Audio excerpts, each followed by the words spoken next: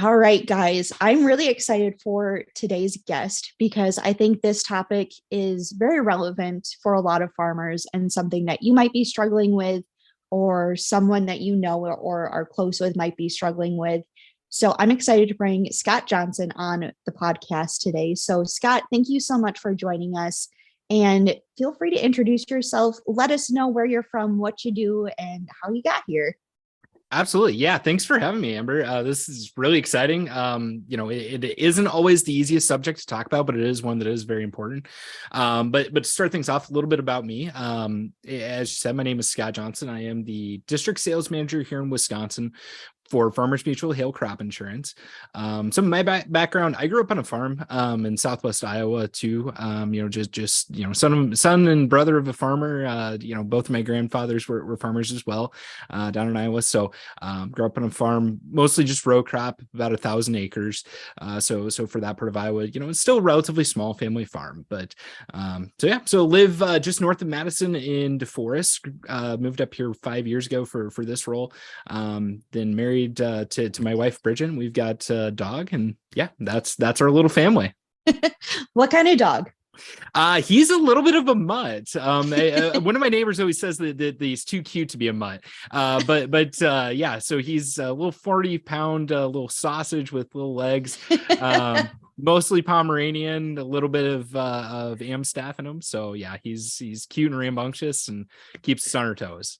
All right. Well, now that we've got the important question out of the way about your dog, no, I'm just kidding. So today we're going to be talking about mental health and how farmers can kind of be proactive or reactive to that. Because again, I think mental health is kind of taking more of a priority, more of a front seat in people's consciences right now, especially now that we're in the middle of winter.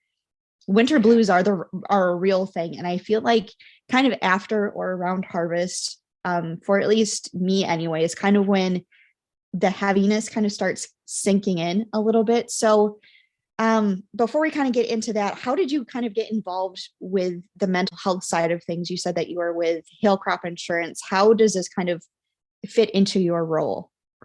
Yeah, and there's been a few things that have kind of led me to this point. One of the biggest things that happened just after I started with Farmers Mutual Hail, a couple of coworkers and we went to a Farm Bill Forum meeting back in 2018. That was, the Farm Bill was up there, and really we were there to talk about crop insurance and just advocate for doing no harm to crop insurance. But while we were there was a gentleman that was from the University of Wisconsin Extension, and he was there to talk about mental health. And you remember what the farm economy was like back then. It wasn't great. We were looking at very depressed prices on both, corn and soybeans, two of the bigger drivers in our US farm economy. Milk prices were very depressed. At that time, Wisconsin was leading the country in farm foreclosures. So it was just a really rough time to be moving up in Wisconsin.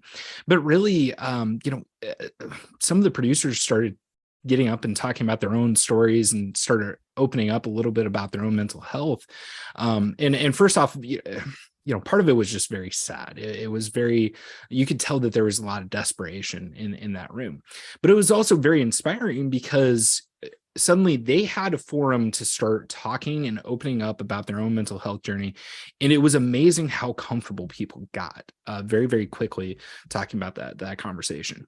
And growing up in Southwest Iowa, I grew up about 10 miles from the Missouri and Nebraska border. So right along the Missouri River, some of my family, not family members, but, friends and their families, I saw them interviewed on CNN a couple different times for having flooding and just washing their entire farm operations, just get washed down the river, whole grain bins, everything like that. So really seeing firsthand that sort of stress that the farmers go through is really kind of what inspired me to get going with mental health with farmers. And specifically what I do is I teach QPR classes, which stands for Question, Persuade, and Refer, which is specifically designed to put the tools in people's hands to be able to start talking about specifically suicide prevention. So that's the main topic of what I focus on with mental health. Okay. So agriculture is a heavy industry. It's one of those, um, you don't know what you're going to get year from year. You don't know what you're going to get day from day. And especially, I feel like with the generation changes happening, I feel like a lot of the older generations have a harder time trusting the younger generations with the takeovers. And I feel like that's just a lot of extra weight that the older generation is carrying. All of that maybe like guilt or an extra sense of responsibility that, maybe they didn't leave the farm the way that they wanted to for the next generation. I feel like it's just a lot of things can add up in a hurry that a lot of people often don't think about. And another struggle that's kind of getting added into the mix is all of, throwing the media on top of it. Why are prices increasing so much? Why does my store-bought beef look different than if I get it from the farm? Like, oh, there must be all these extra additives that farmers are doing to hurt the environment, to hurt me. Like, there's just so much that I feel like a lot of other industries don't have to deal with, and it's a lot for the farmer to deal with.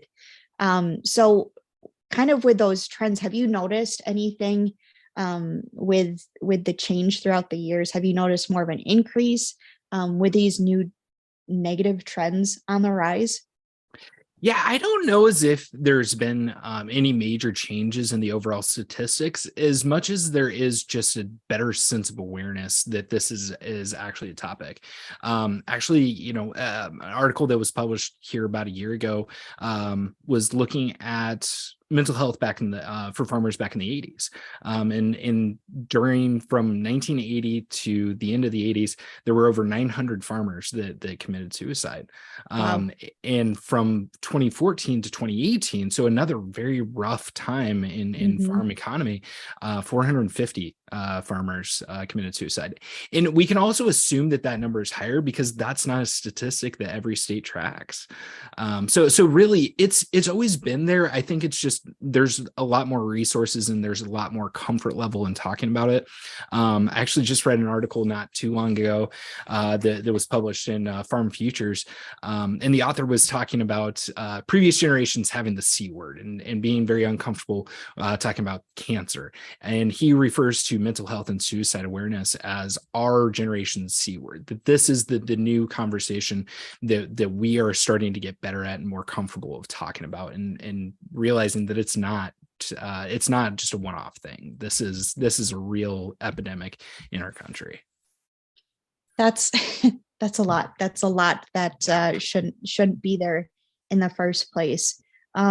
So okay, if you're starting to feel overwhelmed as a farmer, if you're starting to feel a lot of these really heavy emotions, what are some of the first steps that you should take before you get to kind of like your breaking point? Yeah, I think the biggest thing is just stress management. It's finding your community around you that you can rely on to talk about it. I think it is, finding the things that you enjoy doing. There's a lot to be said about things like physical exercise. A lot of people don't love to talk about it, but doing some mental health exercises, things like that to really just kind of help your own stress and manage that. And I think just being self-aware, just doing some checking in with yourself and saying, okay, how am I really feeling today? What sort of things am I dealing with? But then I think the biggest thing is realizing that everybody has these thoughts. Everybody has these times that the world is just a little too much for them to handle, and reaching out and getting that help. That can be a very difficult thing to do. And that's the whole reason why I do what I do, is that it's not, we can't rely on those that are stressed and that are starting to have these suicidal thoughts of them reaching out. So we put the onus on ourselves a little bit. It's learning how to recognize that in others, and then be able to be comfortable in having those conversations. So what is something that you would kind of look for in someone who might be struggling? Are there any like telltale signs that someone might be struggling that you might not pick up on otherwise? Yeah, so there's really kind of three different categories that you can look at when it comes to signs and how you can tell if somebody might be potentially suicidal. The first would be verbal, and that can fall into a couple different categories. That it can be direct verbal or indirect verbal. So something as easy as I wish I could go to sleep and not wake up. That would be an example of a more indirect one. A more direct one is I wish I were dead. Things like that are very, very pointed. Any indication that a person may be suicidal, you should take very seriously and start having that conversation. The other two categories would be behavioral and then situational. So behavioral would be watching for changes in relationships, watching for, changes in how they may feel about the activities that they are passionate about. So if all of a sudden they lose interest in activities, if they if you see major changes in weight loss or gain, just anything like that. And then anything that's different in their behavior, maybe in the way that they talk, maybe in the way that they're interacting with others. And then the last would just be situational, just watching for something that you kind of think back and go, like that might be something, and that could be something like, them going out and buying a gun, and it kind of depends too on what you're talking about, because if you're talking about somebody that's a gun collector, of course they're going to go buy another gun. Sure. But it's what's out of the ordinary. Another one that I like to not joke about, but that I am aware of is stocking pills. So a couple years ago, my wife had a spinal injury. So she's on a couple different medications, and we've got these big 5-6 inch tall pill bottles laying around. Well, nobody's stocking pills. That's just the number of pills that she takes. So it's looking at the context around the situation. Okay, so if you are noticing these signs, how do you start that conversation? Because again, I think a lot of maybe their first, if you approach someone, they might deny it. So how do you be persistent while being gentle, I guess, about it? Or what's the best way to approach someone if you're noticing these? Yeah, absolutely.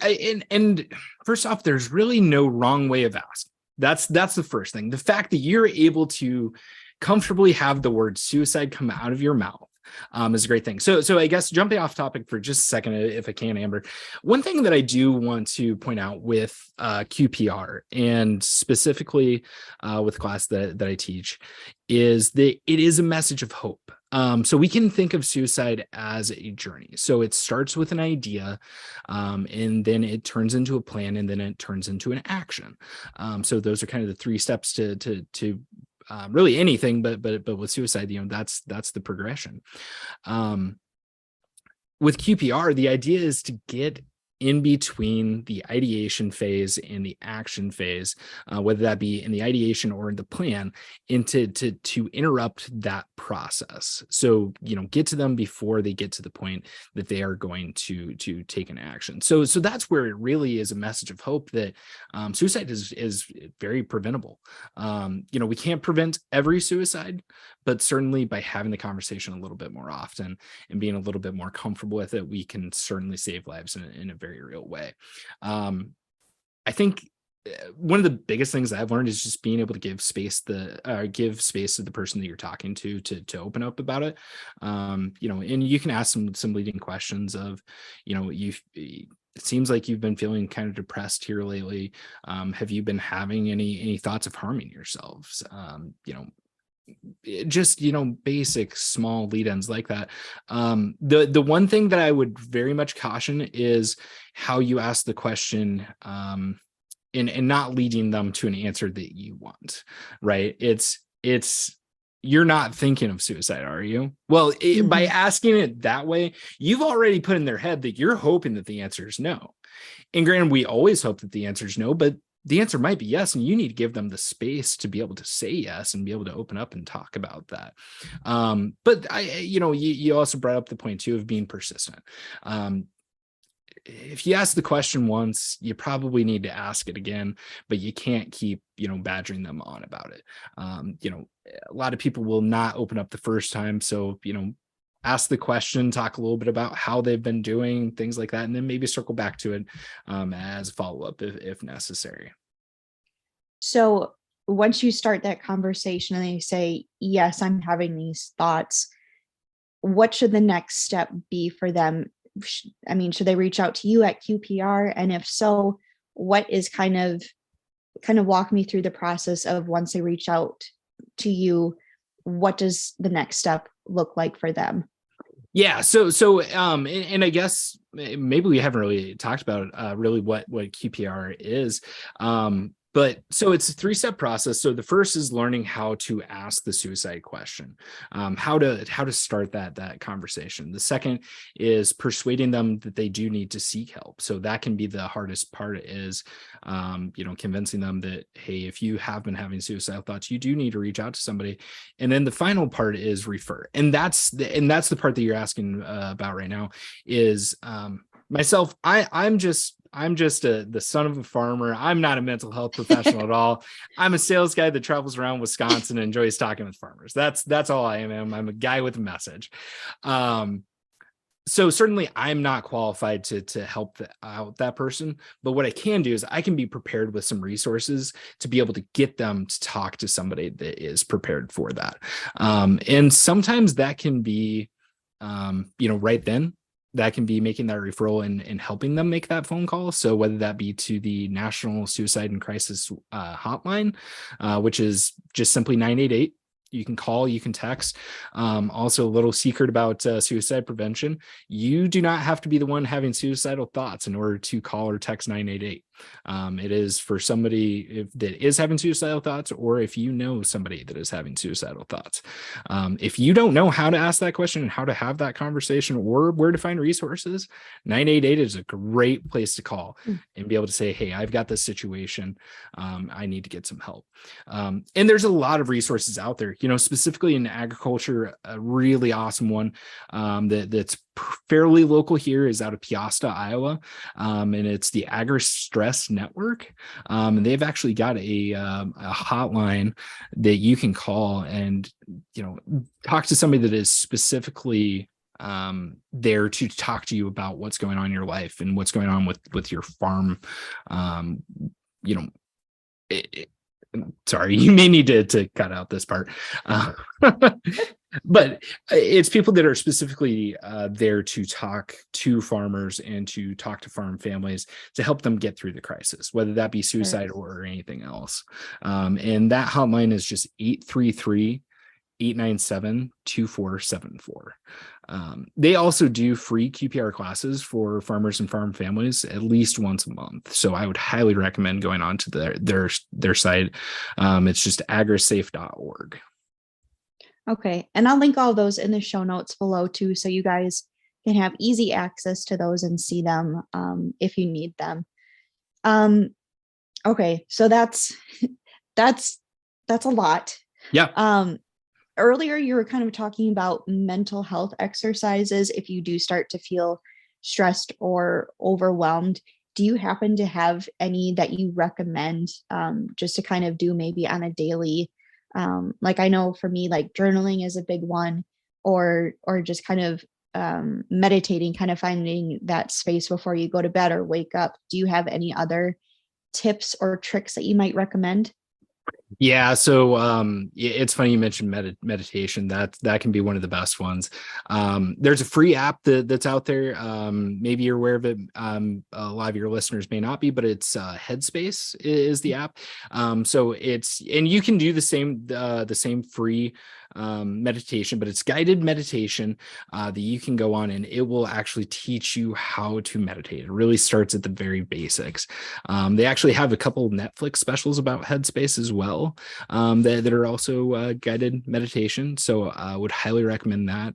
I think the other thing too is just having somebody maybe opening up to somebody else that you think might be having the same problems that you have. Sometimes, there's misery enjoys company, right? I was Yeah. having a conversation here about a year ago with one of my friends, in the insurance world, as well. And him and I were talking, he's same situation as me. He's about my age. We were sitting in a bar having a beer. And we got to talking about how, 20 years ago, even 10 years ago, it really wouldn't be okay for us to be sitting out in public, having a beer, and that openly talking about our mental health, what we're going through, individually, and being that honest with each other. That just wasn't really a thing. So I think that that's something that you can really do is just be open and honest with other people around you about it. Right. And I totally agree. And I think again, kind of circling back to social media, what everything that you see on social media, it's again just a highlight reel. I know Becca and I we talk about this frequently, but it's hard, scrolling through, and if you follow farmers, seeing how well someone else's crop looks, maybe compared to yours, or like they brought the newest tractor out there, and you guys are still stuck with one from 30 years ago, because it's not in your budget. Everything that you see again is just a highlight reel, and people don't like showing the hard things that they're going through. But if you sit down and talk to anyone, I'm guessing they and start saying, I'm struggling with this, and this, they're probably going to say, yeah, we are too. Like, it's not just, again, when you're in this feeling of, in desperation, almost, it feels so self-secluding that you don't think that anyone else is going through similar struggles that you are. But most of the time you can find someone within reach that is going through something similar. So again, reach out to your neighbors, reach out to family, friends, whoever. If you're struggling with something, just have a conversation about it. And if maybe they're not going through the same thing, but I'm sure they can relate in some way, or even just listen and kind of talk you through it too. So Well, talking and as does wonders. and as we're talking about farmers too, I think one thing that really gets missed, unless you come from a farming background, is with crop insurance. It's kind of a natural extension for me with crop insurance. Quite oftentimes people in my company are seeing farmers in their worst times. They've got no crop left. So Farmers Mutual Hail has really done a great job of getting behind question, persuade, and refer. Actually, every member of the sales staff is trained in QPR. We're currently working on how do we get our adjusters that training. For a company that big, that's a really big undertaking. We have a lot of adjusters across 45 different states. But one thing that really gets missed is that farming is in its purest form a job. It is a career, but it's also a sense of identity.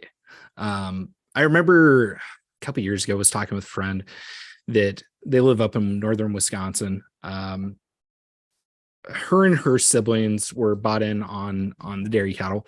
That time, dairy prices were absolutely terrible. They knew that the smartest thing that they could do was to sell the cattle. That was just where they were at. Her and her brothers actually got together and they bought their dad a vacation, and then while he was on vacation, sold the cattle, because they knew that he would not be able to see that happen and watch that livelihood. And I think about that a lot too, of my dad and my brother, that's part of their self-identity is as a farmer. So when that's under threat, that's a big change. This is something that's been handed to them. I mean, I know you come from a multi-generational farm as well. This is something that's handed on from one generation to the next. So to be the one that loses it, that can be a very, very traumatic experience. Yeah. I don't even want to think about it. Yeah, I know. But, it's such a terrible thought.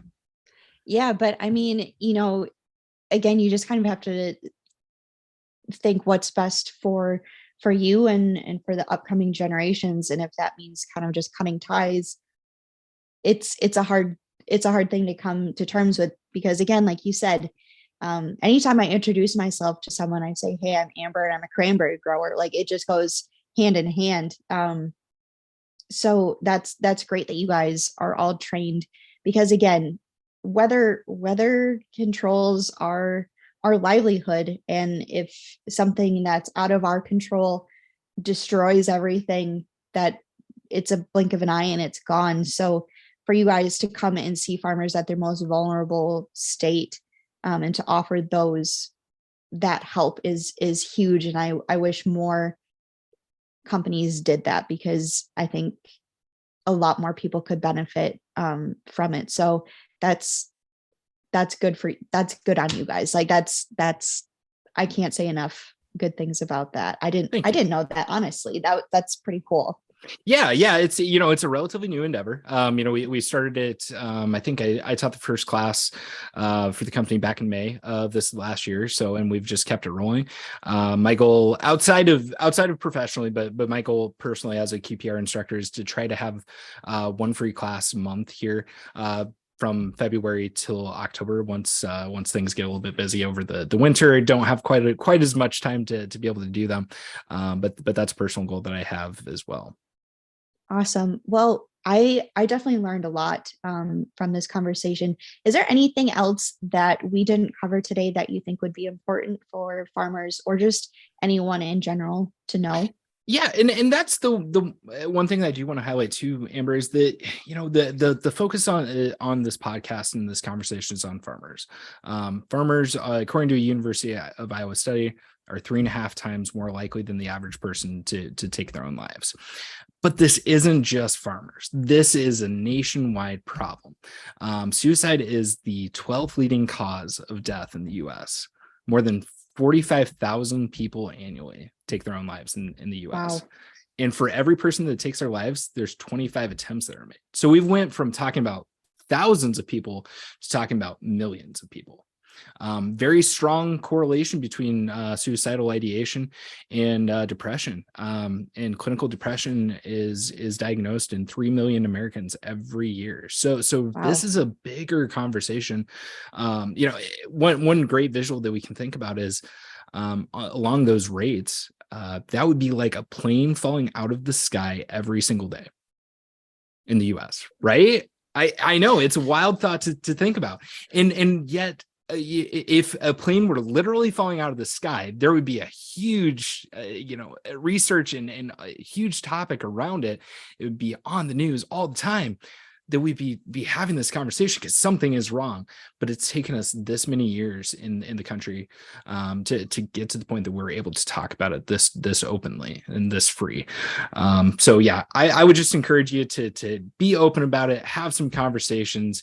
You'll be shocked on how many people, once you open up that conversation, and from firsthand experience, I will say too, if you are talking to somebody that is truly in distress mentally, and you give them the space and open up that conversation with them, I almost guarantee you that they will feel a sense of relief right there, knowing that somebody has asked and cared. That is absolutely huge. So it can be one of the scariest things that you can do, but it can also be a very life-saving thing. It's just to have that conversation, to talk to somebody about it.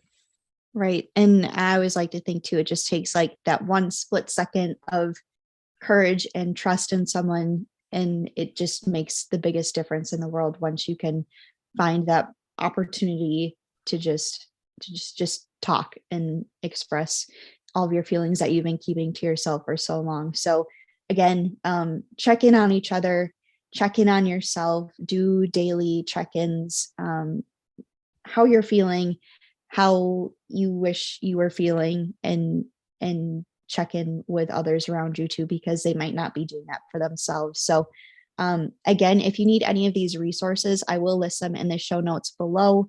And thank you, Scott, for being here today and having this conversation, because I think it's one that a lot more people need to have with themselves and with others. So if people want to reach out to you directly, do you have a contact information that I can leave for people? Absolutely. So I've got a dedicated email address for this topic. It is just scottjohnsonqpr@gmail.com. You can email me any questions about mental health. You can ask me any questions about suicide. You can ask me, for resources. I've got a great additional resource page that I could email over, that's got all sorts of information for farmers across the U.S., not just here in Wisconsin. If you're a company that's looking at hosting an event, I would be more than happy to talk and come do a session for you. So, or if you want to find somebody in your area, or if you're outside of Wisconsin, want to find somebody in your area, get a hold of me there. I'll take any question. Perfect. Well, that's great to know. I'm happy that you're offering this to companies as well, because again, I wish more people were offering the same services that you guys do. So thank you so much. And again, I will leave your contact info down below. So again, if folks want to reach out to you directly, they have that information as well. So thank you, Scott, so much for joining us today. And I hope you guys, everyone listening, found a little nugget to take from this episode. And again, if you have any questions, feel free to reach out to either us or Scott directly. And thank you guys so much for listening, and we'll see you next week.